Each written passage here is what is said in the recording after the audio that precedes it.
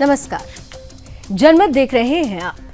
आपके साथ मैं हूं लावनी विनीत। जनमत यानी वो मंच जहां पर हम और आप मिलकर करते हैं उन खबरों की बात जो सीधे आपसे सरोकार रखती है, जो सीधे देश से सरोकार रखती है।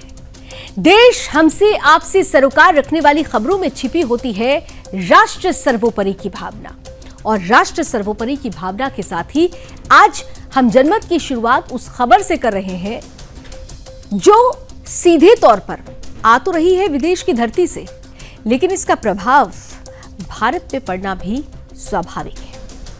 दरअसल आज अमेरिका में इतिहास रचा गया है। एक नया इतिहास का अध्याय आज अमेरिका में जुड़ गया है।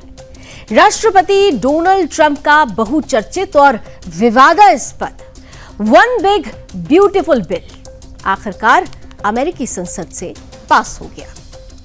3 जुलाई 2025 को अमेरिकी हाउस ऑफ रिप्रेजेंटेटिव्स में इस बिल को 218 के मुकाबले 214 वोटों से मंजूरी मिल गई। इससे पहले 2 जुलाई को अमेरिकी सीनेट ने भी इसे 51/50 से पास कर दिया था।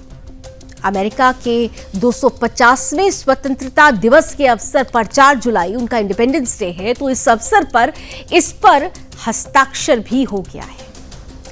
ट्रंप ने इस बिल को देश को सबसे बड़ा गिफ्ट बताया है। कहा कि देश की स्वतंत्रता पर यह देशवासियों के लिए सबसे बड़ा उपहार है। यह बिल जो बहुत चर्चा में रहा, बिग ब्यूटीफुल बिल, ये है क्या, ये हम आपको बताने की कोशिश करते हैं।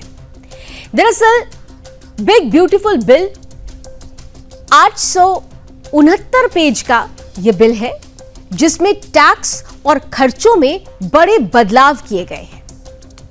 कॉर्पोरेट टैक्स में बड़ी कटौती की गई है। डेथ टैक्स हटा दिया गया है। ये 2 बड़ी बातें इस बिल की कही जा रही हैं, जो इसकी स्वीकार्यता को बढ़ाती गई। दूसरी तरफ स्वास्थ्य और पोषण योजना में कटौती, विवाद हुआ था इस मुद्दे पर, लेकिन ये स्वीकार किया गया बाद में। शिक्षा और सामाजिक सुरक्षा पर असर, जबकि सेना, रक्षा और बॉर्डर वॉल के लिए खर्च बढ़ाया गया है। बॉर्डर सुरक्षा के नाम पर बड़ी रकम जारी की जाएगी और इस बिल के तहत अमेरिका मैक्सिको बॉर्डर वॉल के लिए $46 अरब, आईसीई के लिए 10,000 नए अधिकारियों की भर्ती और 1 लाख प्रवासी डिटेंशन बेड्स के लिए $45 अरब का बजट तय किया गया है। इसके अलावा पेंटागन का बजट भी बढ़ा दिया गया है, जिसमें खास तौर से गोल्डन डोम मिसाइल सिस्टम और मार्स मिशन के लिए भी भारी भरकम रकम तय की गई है। अब अगर इस बिल के राजनीतिक मायने की बात की जाए तो यह बिल राष्ट्रपति ट्रंप के दूसरे कार्यकाल की सबसे बड़ी उपलब्धि कही जा सकती है। हालांकि इसमें विरोध भी जबरदस्त हुआ। डेमोक्रेट नेता हाकिम जेफरिन्स ने 8 घंटे तक भाषण देकर इस पर अपना विरोध दर्ज कराया। रिपब्लिकन पार्टी के अंदर भी फूट दिखाई दी। 2 सांसदों ने डेमोक्रेट्स के पक्ष में वोट किया। एलन मस्क, इसी बिल की वजह से ही एलन और ट्रंप के बीच की दूरियां बढ़ी। इस बिल का विरोध करते हुए एलन मस्क ने कहा कि यह बिल ग्रीन एनर्जी और इनोवेशन को नुकसान पहुंचाएगा। बिल में क्लीन एनर्जी सब्सिडी में कटौती की गई है, जिससे टेस्ला और स्पेसएक्स जैसी कंपनियों पर सीधा असर पड़ेगा। विपक्ष ये कह रहा है कि इस कानून के चलते लाखों अमेरिकी नागरिक स्वास्थ्य बीमा से वंचित हो सकते हैं और शिक्षा जैसे क्षेत्र बुरी तरह से प्रभावित होंगे। उधर अमेरिकी कांग्रेस के बजट ऑफिस का अनुमान है कि इससे अलग अगले 10 सालों की अगर बात की जाए तो इसके अगले 10 सालों में अमेरिका का संघीय घाटा $3.3 ट्रिलियन बढ़ सकता है। अब सवाल यह है कि क्या यह बिल वाकई अमेरिका को मजबूत कर पाएगा या सामाजिक असंतुलन को बढ़ाएगा? क्या ट्रंप का यह ब्यूटीफुल बिल वोटर बेस को मजबूत करेगा या नया संकट खड़ा करेगा। इस पर चर्चा हो रही है, लेकिन इतना जरूर है कि राष्ट्रपति ट्रंप इस बिल को लेकर, इस बिल की मंजूरी को लेकर ये कह रहे हैं कि ये नए अमेरिका की पहचान बनेगा, ये बदलते अमेरिका का आधार बनेगा और इस बिल से अमेरिका और जो उनका लक्ष्य रहा है अमेरिका को ग्रेट बनाने का, मेक अमेरिका ग्रेट, इसको ये सबसे ज्यादा मजबूती प्रदान करता हुआ नजर आएगा।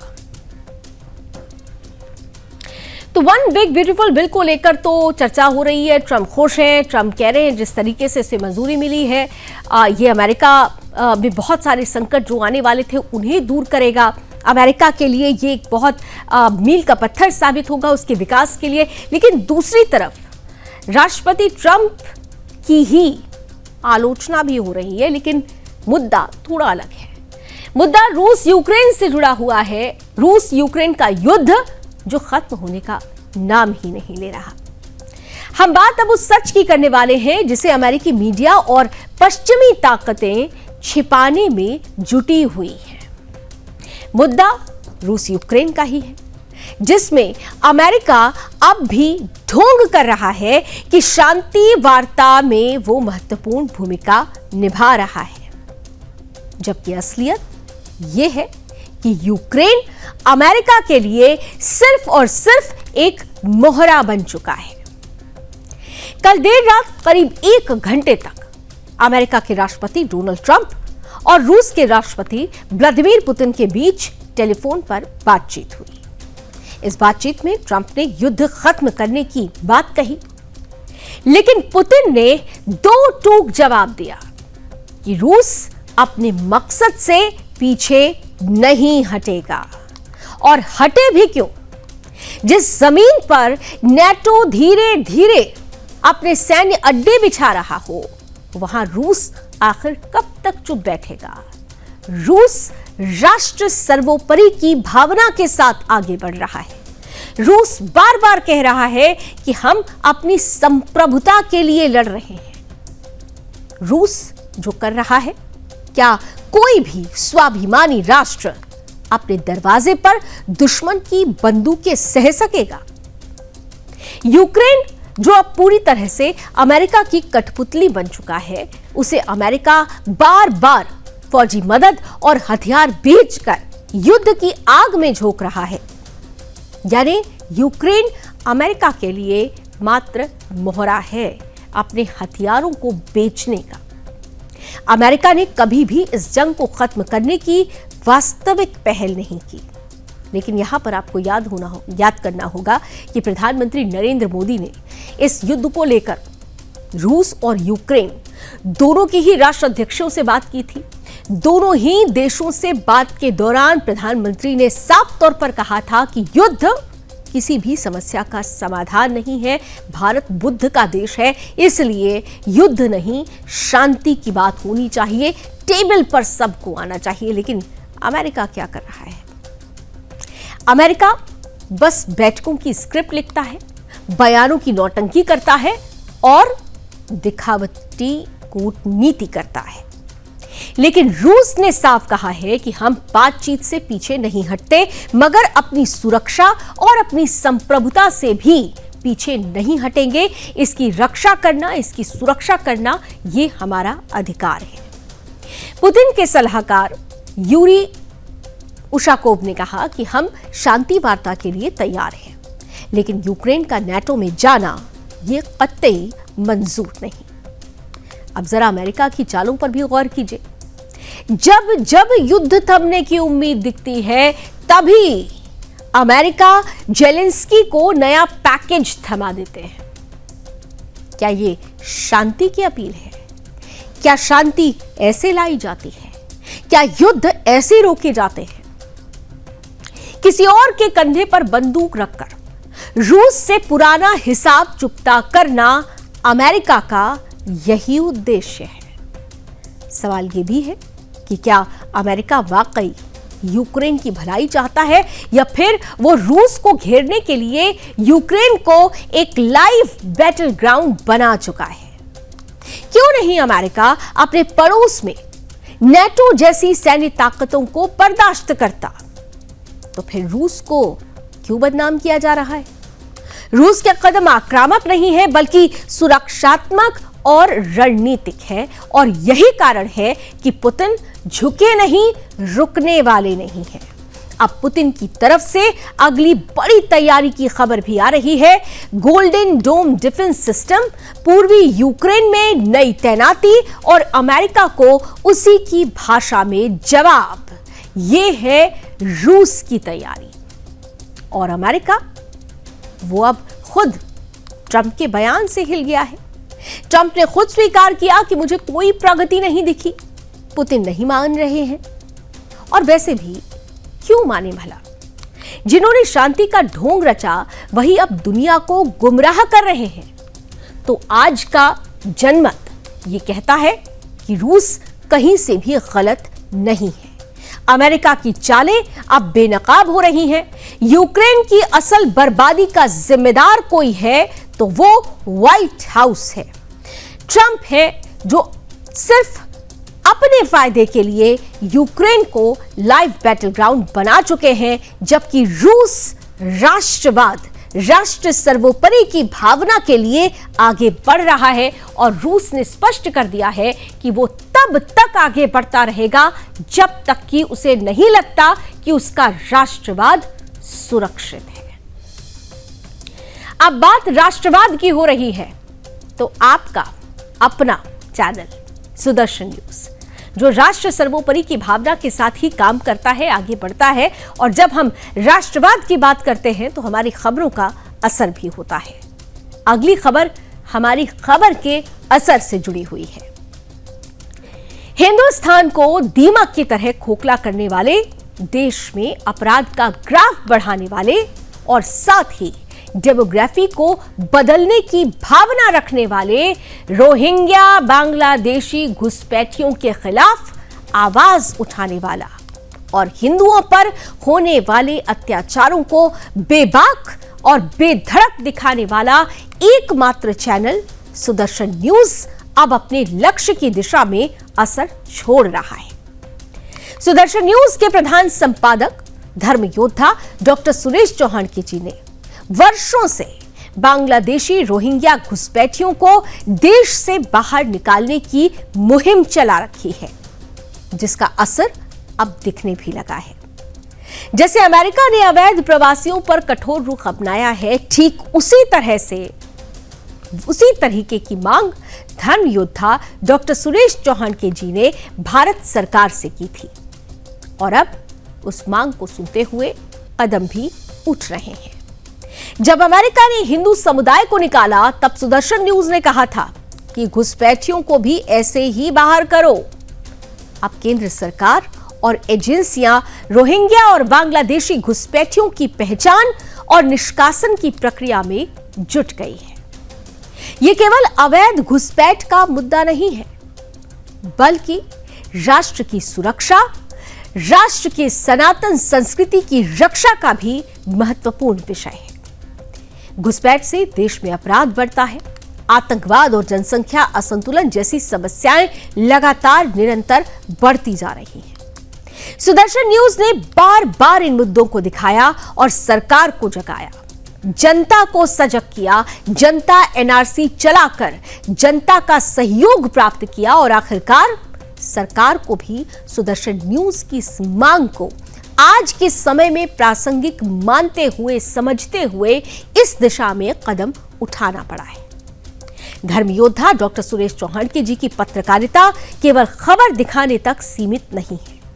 हमारे लिए अपने चैनल को टीआरपी की होड़ में नंबर 1 बनाना नहीं है, हमारा मिशन है देश को नंबर 1 बनाना है। और यही वजह है कि डॉक्टर सुरेश चौहान के जी राष्ट्रहित की लड़ाई में नायक बने और आगे भी बने रहेंगे।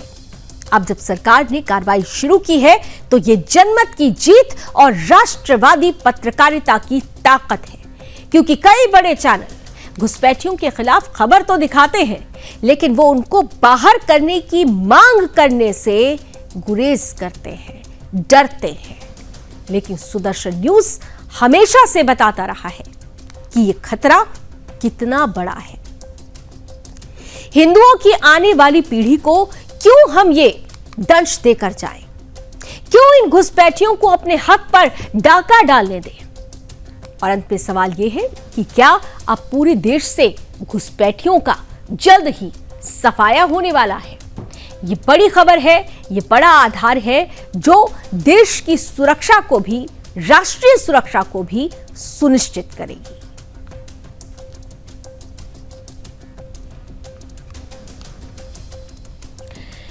और आइए अब बात कर लेते हैं दलाई लामा की। दरअसल तिब्बती बौद्ध धर्मगुरु दलाई लामा ने पुष्टि की है कि उनके उत्तराधिकारी का चयन होगा, जिससे यह सुनिश्चित हो गया है कि तिब्बती बौद्धों की परंपरा में अगले दलाई लामा का चुनाव किया जाएगा। परंपरागत रूप से दलाई लामा का चयन पुनर्जन्म के सिद्धांत पर आधारित है, जिसमें उनके देहांत के बाद उनकी आत्मा एक नवजात शिशु में पुनः जन्म लेती है। उनका उत्तराधिकारी चुनने की प्रक्रिया वरिष्ठ लामाओं द्वारा संकेतों, सपनों और भविष्यवाणियों के माध्यम से होती है। लेकिन इस बार दलाई लामा ने यह स्पष्ट कर दिया है कि उनके ट्रस्ट गार्डन फोड्रंग के अलावा किसी और का चयन में कोई दखल नहीं होगा। उन्होंने चीन से यह स्पष्ट कर दिया है कि उनका उत्तराधिकारी चीन के बाहर ही जन्मेगा, और यदि चीन इस चयन में हस्तक्षेप करता है तो वो उस व्यक्ति को स्वीकार नहीं करेंगे।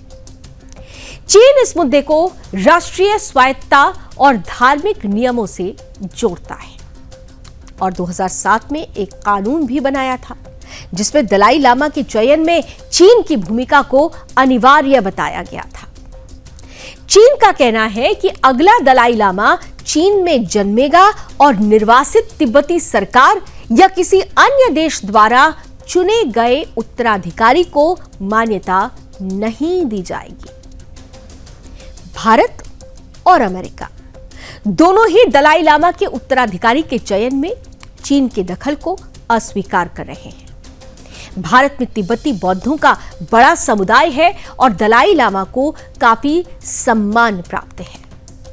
अमेरिका ने भी इस मुद्दे पर तिब्बती धर्मगुरु का समर्थन किया और 2020 में पारित तिब्बत नीति और समर्थन कानून से यह स्पष्ट हो गया कि दलाई लामा का उत्तराधिकारी तिब्बती बौद्धों द्वारा ही चुना जाएगा। चीन को इस मामले में हस्तक्षेप का अधिकार नहीं होगा। हालांकि चीन इस बात से सहमत नहीं है। चीन ने शुक्रवार को ही अल्पसंख्यक मामलों के मंत्री, चीन के मसले पर भारत के मंत्री किरण रिजिजू जी की ने एक टिप्पणी की और उस टिप्पणी पर चीन ने आपत्ति जता दी। किरण रिजिजू जी ने कहा था कि अगले लामा का फैसला दलाई लामा को अपने इच्छानुसार करना चाहिए। चीन ने भारत से तिब्बत संबंधों पर और इस मुद्दों पर सावधानी बरतने का आग्रह किया ताकि द्विपक्षीय संबंधों में सुधार पर इसका असर न हो। चीनी विदेश मंत्रालय के प्रवक्ता माओ निंग ने किरण रिजिजू की टिप्पणियों पर एक सवाल का जवाब देते हुए मीडिया ब्रीफिंग में कहा कि 14वें दलाई लामा की चीन विरोधी अलगाववादी प्रकृति के बारे में भारत को जानकारी होनी चाहिए और शिजोंग से संबंधित मुद्दों पर अपनी प्रतिबद्धताओं का सम्मान करना चाहिए।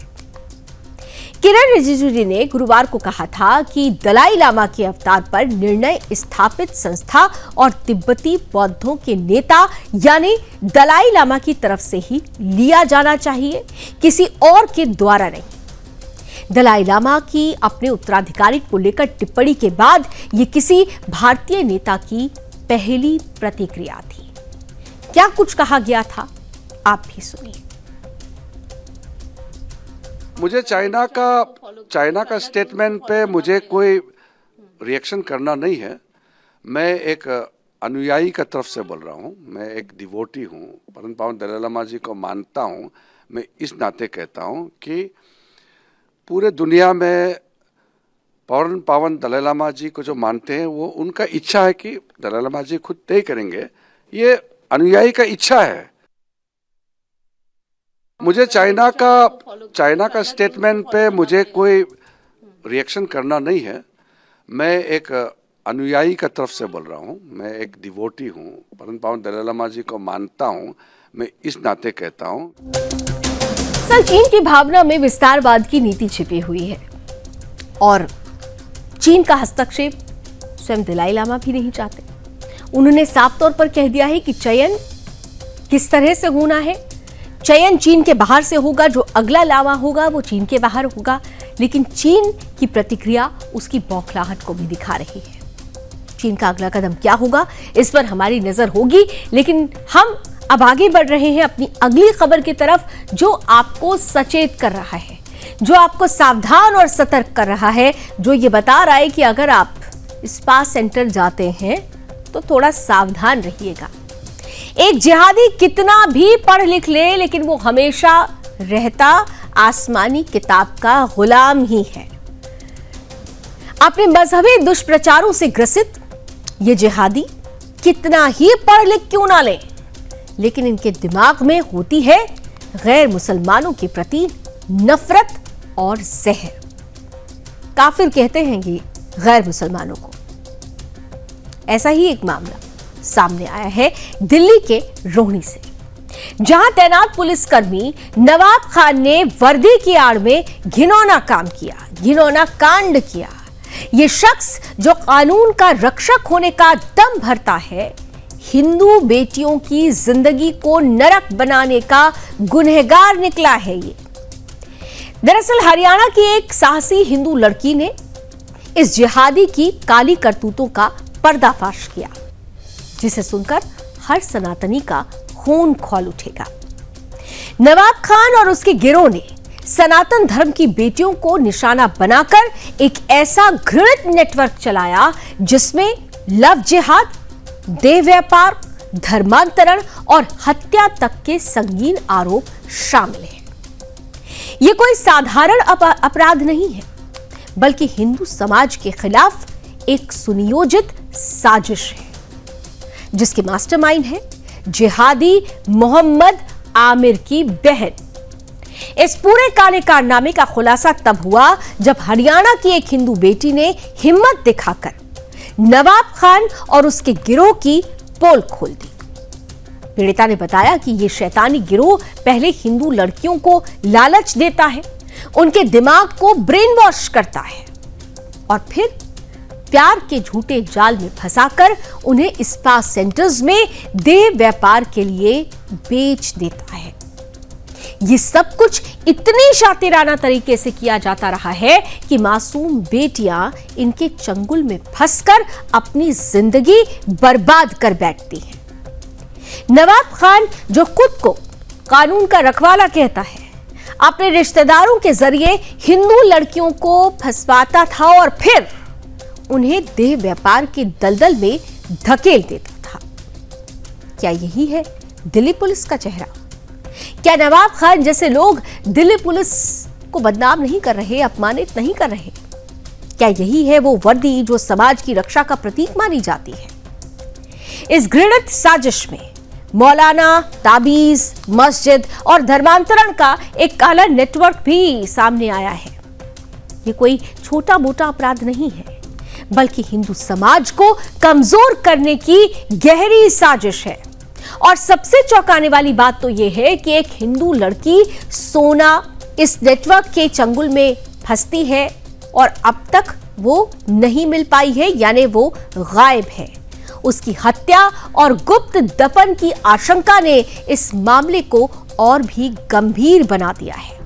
लेकिन सबसे शर्मनाक है दिल्ली पुलिस की चुप्पी कि आखिर क्यों इस मामले में पुलिस खामोश है। क्या नवाब खान जैसे जिहादी को बचाने की कोशिश हो रही है? और क्या ये चुप्पी केवल सवाल ही नहीं, बल्कि दिल्ली पुलिस की कार्यप्रणाली पर भी सवाल नहीं खड़ा करती?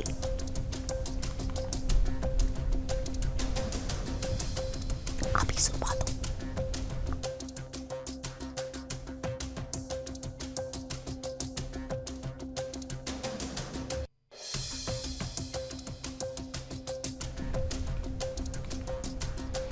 तो नवाब खान जैसे ऐसे भक्षकों के खिलाफ कार्रवाई होनी चाहिए और हम उम्मीद करते हैं कि इस खबर को सामने रखने के बाद नवाब खान जैसे लोगों के खिलाफ सख्त कार्रवाई जरूर होगी। अब उस महान व्यक्तित्व की जिन्होंने भारत के राष्ट्रवाद, भारत के सनातन, भारत के हिंदुत्व और भारत के अस्तित्व की आत्मा को दुनिया भर में प्रसारित किया और दुनिया भर को यह बताया कि भारत भारतीय और हिंदू होने पर कितना गर्व होता है। दरअसल आज महान प्रणेता, महान सन्यासी स्वामी विवेकानंद जी की पुण्यतिथि है। 39 साल की अल्प आयु में 4 जुलाई 1902 को उनका निधन हो गया, जो उनके जीवन के प्रति उनके आत्मविश्वास और साधना को प्रमाणित करता है। स्वामी विवेकानंद जी का जन्म 12 जनवरी 1863 को हुआ था। वो न केवल भारत बल्कि पूरी दुनिया में एक प्रेरणा स्रोत बने। उनका जीवन संघर्ष, महान विचारों और अद्वितीय कार्यों से भरा हुआ था। स्वामी विवेकानंद जी वो महापुरुष थे जिन्होंने सिर्फ आध्यात्म ही नहीं बल्कि भारत के भविष्य की भी गहराई से कल्पना की थी। वो एक ऐसा भारत चाहते थे जो आत्मविश्वास से भरा हो, जो अपनी प्राचीन संस्कृति और आधुनिक विज्ञान दोनों को साथ लेकर चले।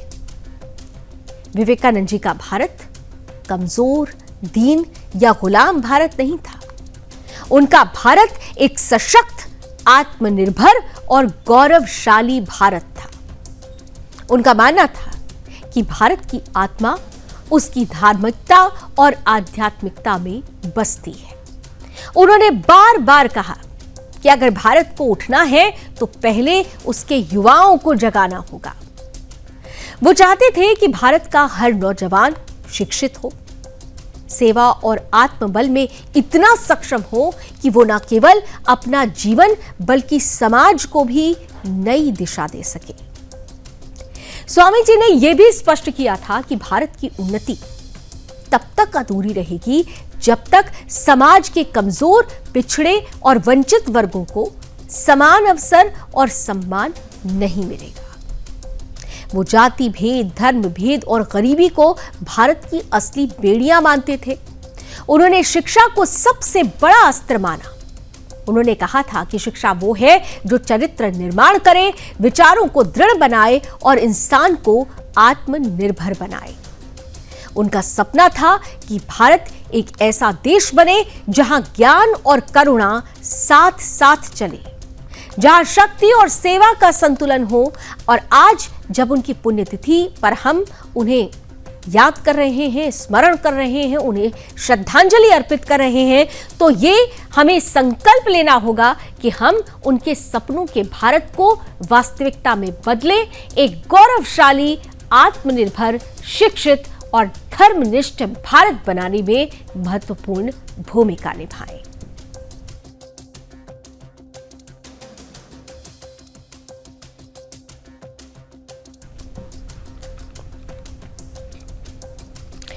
तो स्वामी जी ने सशक्त और आत्मनिर्भर भारत की बात की और भारत की सशक्त ताकत इन दिनों विदेश की सरजमी पर भी गूंज रही है। ये ताकत कितनी महत्वपूर्ण है इसका अंदाजा इस बात से लगाया जा सकता है कि प्रधानमंत्री नरेंद्र मोदी जब भी विदेश दौरे पर जा रहे हैं, जिस देश में भी जा रहे हैं, उन्हें वहां का सर्वोच्च सम्मान मिल रहा है। वो सम्मान केवल प्रधानमंत्री का नहीं बल्कि भारत की 140 करोड़ आबादी को मिलने वाला सम्मान है। 5 देशों की यात्रा पर प्रधानमंत्री हैं। घाना के बाद वो त्रिनिदाद पहुंचे हुए हैं। सीधे आपको लिए चलते हैं जहां पर प्रधानमंत्री इस वक्त महत्वपूर्ण संबोधन दे रहे हैं। Today, the people of Indian origin are proud bearers of the red, black, and white flag. From politics to poetry, cricket to commerce, calypso to chutney, they contribute to every field. They are an integral part of the vibrant diversity that you all respect. Together, you have built a nation that lives its motto, together we aspire, together we achieve.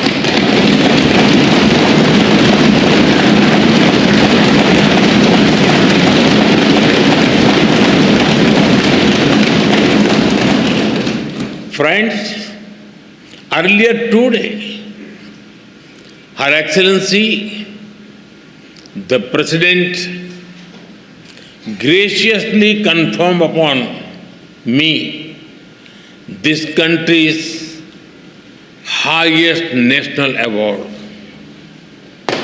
I accept it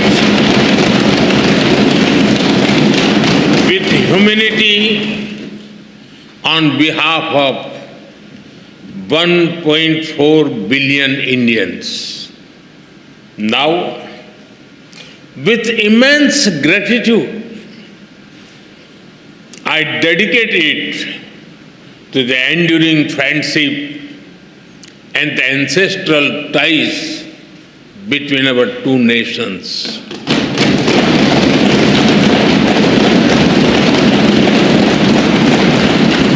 Friends, I'm delighted to so many women members in this house.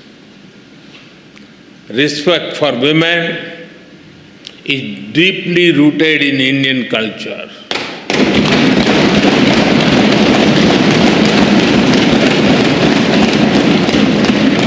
One of our important holy texts, the Skanda Purana, says, Dashaputra sama kanya, Dasaputran pravardhayan, Yat phalam labhate mratyam, Tat labhyam kanya ekaya.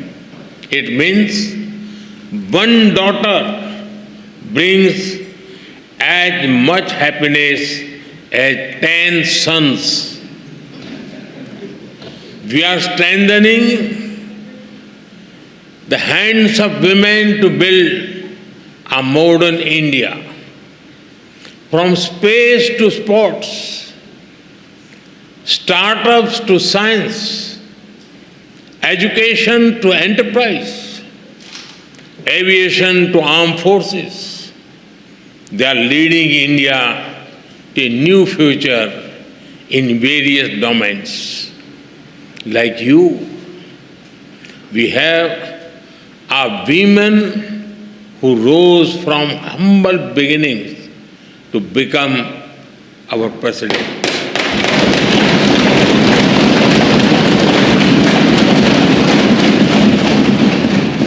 Two years ago, the Indian Parliament took a historic step, which decided to ensure a 33% reservation for women in Parliament and state assemblies.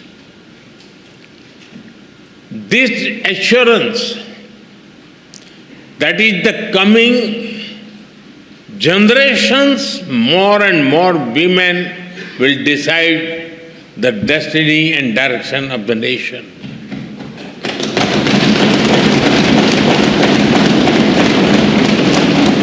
Women leaders are also thriving at the grassroots in India.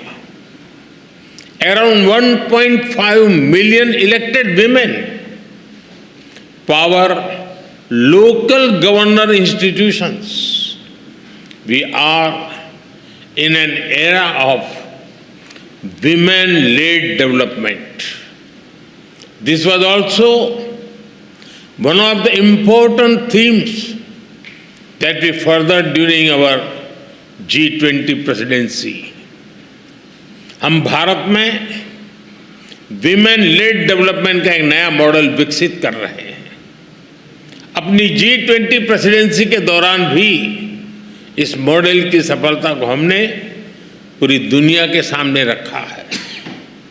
Distinguished members, today India is the fastest growing major economy in the world. Every sector, every region, and every society is part of this growth story.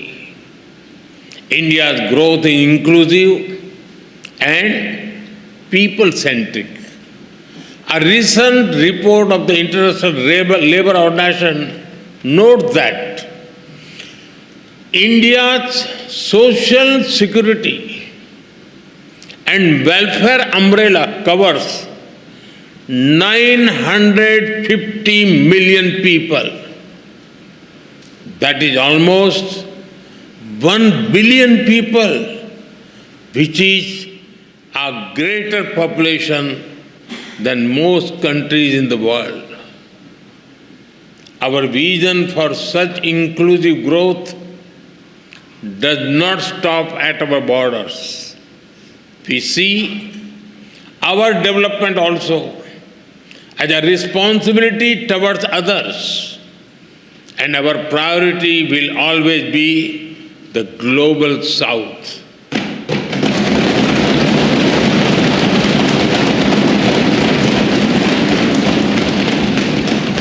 With the same spirit, we are deepening our relations with Trinidad and Tobago. Our trade will continue to grow. We will encourage our businesses to invest more in this country. Our development partnership will expand. Training capacity, building, and skill development will keep human development as its center.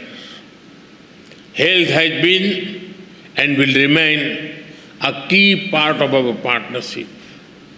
Many Indian doctors and healthcare workers have been serving here with distinction. We are glad that you have decided to recognize Indian medical standards.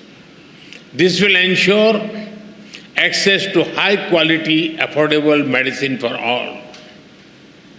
We also welcome your decision to adopt the UPI digital payment system.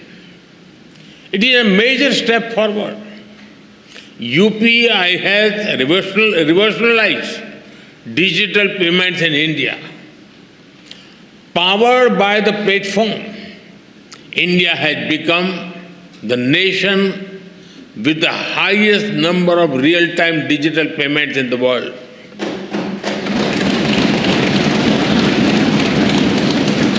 Today, in India, even the mango sellers have QR code.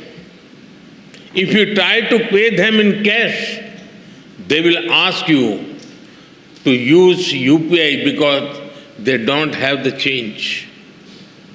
We are also keen to collaborate on other digital innovations. As India develops AI tools to foster growth and development in the global South, Trinidad and Tobago will be a priority nation for us.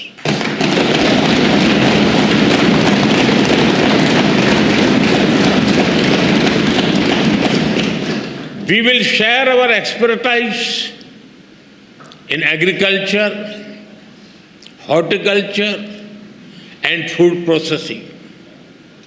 Machinery from India will support your agro industry. And because development is about dignity, we will organize an artificial limb fitment camp and differently abled citizens here.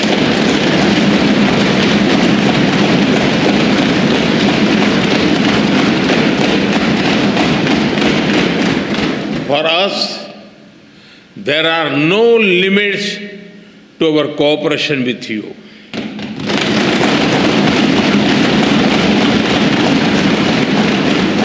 We will always be guided by your needs and priorities. Friends, synergy between our nations holds immense promise. As a key player in the Caribbean and bridge to Latin America, Trinidad and Tobago has a great potential.